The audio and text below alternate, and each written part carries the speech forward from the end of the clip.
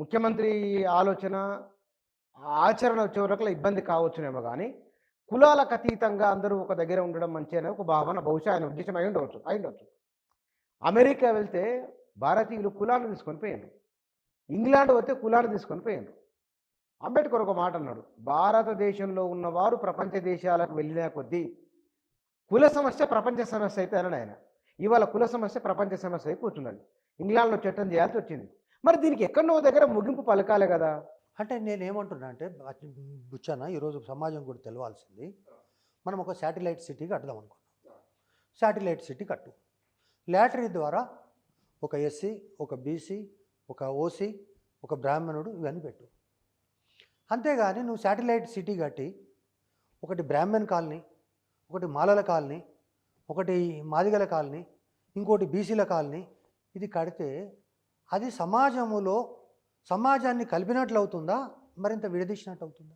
ఇంత చిన్న logic IAS చదివినోనికి అర్థం కాదు అని నేను అనుకోను. మరి ఐఏఎస్ ఎందుకు ఈ ఐడి ఇచ్చిండ్రు అంటే నేను ముఖ్యమంత్రికి? చెప్తున్నా, నేనేమంటున్నా అంటే ఈరోజు ఉన్నటువంటి పరిస్థితులలో ఈరోజు అల్టిమేట్గా ఏమన్నారు, మొత్తం 5 సంవత్సరాలు అయిన తర్వాత చేతులు గాలిన తర్వాత ఆకులు పట్టుకొని ఈ ఐఏఎస్ అధికారులు సరిగ్గా గైడ్ చేయలేదు, ఈ దేశంలో ఈ బీహారీ గ్యాంగు మొత్తం లూటీ చేసింది అని చెప్పి మన ఇప్పుడు ప్రస్తుత ముఖ్యమంత్రి మాట్లాడారు. గ్రౌండ్ లెవెల్లో చర్చ జరుగుతుంది. మీకు నేను ఆన్ రికార్డ్ చెప్తున్నా, ప్రజాపాలన వచ్చిన తర్వాత గతంలో ఉన్నటువంటి పరిపాలనకు భిన్నంగా మీరు పేపర్ తీసుకుంటే రోజు ఒక ఏసీబీ కేసు రైడ్ అవుతుంది. ఈరోజు పేపర్లో ఏసీబీ రైడ్ లేదనేది లేదు. చిన్న ఉద్యోగం 6 నెలలలో 70 నుంచి 80 కేసులు అయినాయి. 80 కేసులు కూడా అయినాయి. ఎస్ అయినాయి. We have to welcome that. అంటే కింది స్థాయిలో ఈ యొక్క కరప్షన్ నిరోధించడానికి అంతకంటే మార్గం లేదు, తప్పకుండా చేయాలి. కానీ ఎట్ ది సేమ్ టైం పైన ఉన్నటువంటి పరిస్థితుల్లో నేను నా యొక్క ఆక్రోశము, నా ఆవేదనలో నేను మీ సందర్భంగా చెప్పిన దాదాపు 1 డజన్ మంది ఐఏఎస్లు వేల కోట్ల అవినీతికి పాల్పడ్డారు ఈ రాష్ట్రంలో 10 సంవత్సరాలుగా. ఐఏఎస్లు వేల కోట్ల అవినీతికి పాల్పడ్డారు.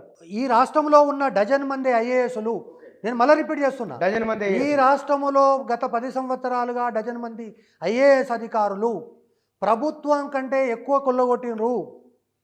ఒక్క ఐఏఎస్నైనా ఈ రాష్ట్రం ప్రక్కగా పెట్టినట్టు కానీ, ఒక్క ఐఏఎస్ పైన చర్య తీసుకున్నట్టు కానీ, ఒక్క ఐఏఎస్ పైన చర్యకు సిఫారసు చేస్తూ కేంద్రానికి లేఖ రాసినట్టు కానీ ఎక్కడ కూడా కనిపించలేదు. ఈ ప్రభుత్వం కూడా చేయలేదా? ఈ ప్రభుత్వం గురించే మాట్లాడుతున్నాను నేను. ఓకే. నేను ఏమంటున్నా, గతంలో దోచుకున్న వాళ్ళు అని మనమే చెప్పినాం కదా. ఈ బీహారీ గ్యాంగ్ దోచుకుంటుందని స్వయంగా ముఖ్యమంత్రి గారే సెలవిచ్చారు కదా. మరి ఆ బీహారీ గ్యాంగ్ ఇక్కడే ఉంది కదా. ఇంకా ఆ బీహారీ గ్యాంగ్ పైన మనం ఏం చర్యలు తీసుకోలేదు కదా. ఒక్క ఐఏఎస్ను కొట్టి నువ్వు 10 మంది ఉద్యోగులను కొట్టు, కానీ కింద ఉన్న 10 మంది ఉద్యోగులు ఏది విలేజ్ సర్వెంట్లు, పంచాయతీ సెక్రటరీలు 5,000 తీసుకున్నాడు, 3,000 తీసుకున్నాడు, 4,000 పట్టుకోవాలి, తప్పదు. కానీ ఎట్ ద సేమ్ టైం పైన ఉన్న వాళ్ళను ఇంతవరకు ఒక్కరిని కూడా శిక్షించినటువంటి పరిస్థితి కానీ, పక్కకు పెట్టినటువంటి పరిస్థితి కానీ, లేదా వాళ్ళ యొక్క బోల్టు నట్లు టైట్ చేసినటువంటి పరిస్థితి ఇప్పటికీ కూడా కనిపిస్తుంది. ఎందుకు ఎందుకు ఎందుకు మరి కింద గ్రౌండ్ లెవెల్లో చర్చ జరుగుతున్నది ఏంటంటే, కొంతమంది ఐఏఎస్ అధికారులు, ఈ డజన్ ఐఏఎస్ అధికారులు ఒక 3-4 అధికారులు, ప్రముఖంగా ఒక ఐఏఎస్ అధికారి అయితే బాటంగానే ఏ హోటల్లో కూర్చున్నా, ఏ కాలేజీలో కూర్చున్నా, లేదా ఏ ప్రెస్ క్లబ్లో కూర్చున్నా ఆ ఐఏఎస్ అధికారి మీద చర్చ వస్తుంది. ఎవరు? Naveen Mittal, revenue secretary. ఈ 10 సంవత్సరాల కాలంలో నవీన్ మిట్టల్ దోపిడీకి పాల్పడ్డాడు, అవినీతి అధికారి. ఆయన హైదరాబాద్ కలెక్టర్గా ఉన్నప్పటి నుంచి నిన్నటి CCLA వరకు కూడా దోపిడీ, దోచుకోవడము ఆయన యొక్క నైజం అని చెప్తున్నారు. కాంగ్రెస్కు సంబంధించినటువంటి అనేక మంది కురువృద్ధులు కూడా నాతో మాట్లాడారు. వాళ్ళ పేర్లు చెప్తే బాగుండదు. రెవెన్యూ శాఖకు చాలా దగ్గరగా చూస్తున్నటువంటి వాళ్ళు కూడా నాతో చెప్పారు. ఏమని? ఈ నవీన్ మిట్టల్ పోతే కానీ రెవెన్యూ వ్యవస్థ బాగుపడదని. మీరు ప్రభుత్వ ఒక్క నిమిషం. కానీ ఇక్కడ జరుగుతున్నది ఏంటంటే, కింద గ్రౌండ్ లెవెల్ ఏం చర్చ జరుగుతుంది, నవీన్ మిట్టల్ను తీసేయాలనేటటువంటి ఉద్దేశం ప్రభుత్వానికి కూడా ఉంది. ముఖ్యమంత్రి గారు కూడా నవీన్ మిట్టల్ పట్ల తీవ్ర వ్యతిరేకతతో ఉన్నాడు. కానీ నవీన్ మిట్టల్ లెవెల్ ఇది కాదు, ఆల్ ఇండియా లెవెల్లో ఉన్నటువంటి కాంగ్రెస్ కమిటీనే మేనేజ్ చేయగలిగా సమర్థుడు అనేటటువంటి ఒక చర్చ ఏ నలుగురు కలిసినా జరుగుతుంది. అంత పెద్ద శక్తి ఏ నలుగురు కలిసినా, నువ్వు విద్యార్థులను తీసుకుంటావా, లేకపోతే రిపోర్టర్లను తీసుకుంటావా, ప్రెస్ మీడియాని తీసుకుంటావా, ఎలక్ట్రానికా, ప్రింటా, లేదా రెవెన్యూ చూసేటటువంటి వాళ్ళని తీసుకుంటావా, ఎంఆర్ఓలను తీసుకుంటావా, ఎండిఓలను తీసుకున్నావా, ఇవన్నీ వదిలిపెట్టు. సీనియర్ మోస్ట్ ఐఏఎస్ను నలుగురు గరిస్తే ఆ వ్యక్తి గురించి చర్చ చేస్తున్నారు. ఒక మహిళా ఐఏఎస్ అధికారి నన్ను స్పష్టంగా అడిగింది. కాంగ్రెస్ పార్టీకి చాలా దగ్గర, కాంగ్రెస్ పార్టీ కుటుంబానికి చాలా దగ్గర ఆ సీనియర్ ఐఏఎస్ అధికారి.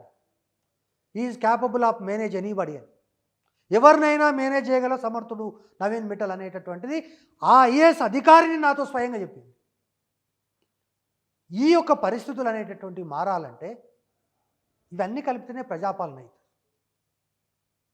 నేనేమంటున్నా అంటే ఈ యొక్క 80,000 పుస్తకాల పరిపాలన వద్దనుకొని, ఈ పొద్దుగల కడితే సాయంత్రం కూలిపోయేటటువంటి ప్రాజెక్టులు మనకు వద్దని, తర్వాత చిన్న స్కూటర్ మీద 25 గొర్రెలను ఎత్తుకొని పోయేటటువంటి పరిస్థితి, మళ్ళా ఆ నాలెడ్జ్ ఉండేటటువంటి, ఎందుకంటే అటువంటి స్కూటర్లు తయారు చేయలేము మనం. కాబట్టి అటువంటి పరిస్థితులు రావద్దనేటటువంటి పరిస్థితితోటే కదా ఈ ప్రజాపాలన వచ్చింది. ప్రజాపాలనలో మంత్రులు నిజంగా కూడా బుచన from bottom of my heart I'm telling, 12 మంది మంత్రులు కోడెదూడల్లాగా పనిచేస్తున్నారు. మనం కోడెదూడలు అంటాం కదా ఊళ్ళో. అవును. ఎక్కడన్నా ఒక మంత్రి రాత్రి పడుకున్నాడనో లేదా ఈరోజు కనిపించలేదని చూస్తున్నారా? చాలా యాక్టివ్గా రాత్రికి 24 గంటలు తపస్సు చేస్తున్నారు మంత్రులు. వాళ్ళ సబ్జెక్టు పైన తపస్సు చేస్తున్నారు, తెలియకపోతే తెలుసుకుంటున్నారు, అనేక అనర్గళంగా మాట్లాడుతున్నారు.